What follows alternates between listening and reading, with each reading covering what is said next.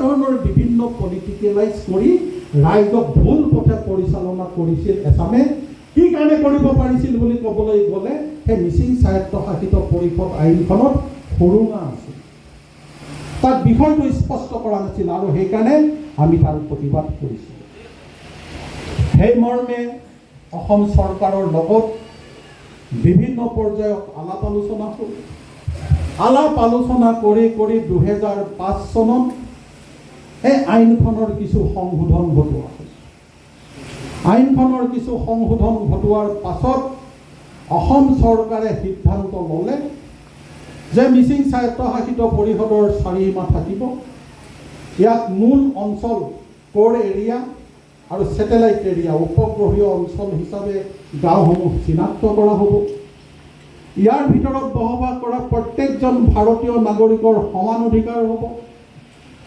তেওঁলোকেও ৰাজনৈতিক সুবিধা পাব, তেওঁলোকেও সামাজিক অধিকাৰ পাব, সকলোৱে সমান অধিকাৰ পাব। যেতিয়া এই বিষয়খিনি স্পষ্ট হয় তেতিয়া আমি অসম চৰকাৰক কৈছিলোঁ 6 শিডিউল দাবীটো, 6ষ্ঠ অনুসূচীৰ দাবীটো অব্যাহত থাকিব, কিন্তু সাময়িকভাৱে এই পৰিষদখনৰ এতিয়া আমি গ্ৰহণ কৰি লোৱাত কোনো আপত্তি নাই, যদিহে অসম চৰকাৰে নিৰ্বাচন অনুষ্ঠিত কৰে। সেই মৰ্মে আমি 2005 চনৰ পৰা 8 বছৰ দিন ধৰি আকৌ সংগ্ৰাম কৰিব লগা হ'ল, নিৰ্বাচন পাতিব লাগে বুলি। 2013 চনত অসম চৰকাৰে নিৰ্বাচন অনুষ্ঠিত কৰিলে, আৰু 2013 চনৰ পৰা আজি 2024 চনত আজি ভৰি দিছে আমি এই পৰিষদখন দখল কৰি আছোঁ, আৰু সেইকাৰণে আজি আমি আপোনালোকৰ বিচাৰৰ কাঠগড়াত আহিছোঁ।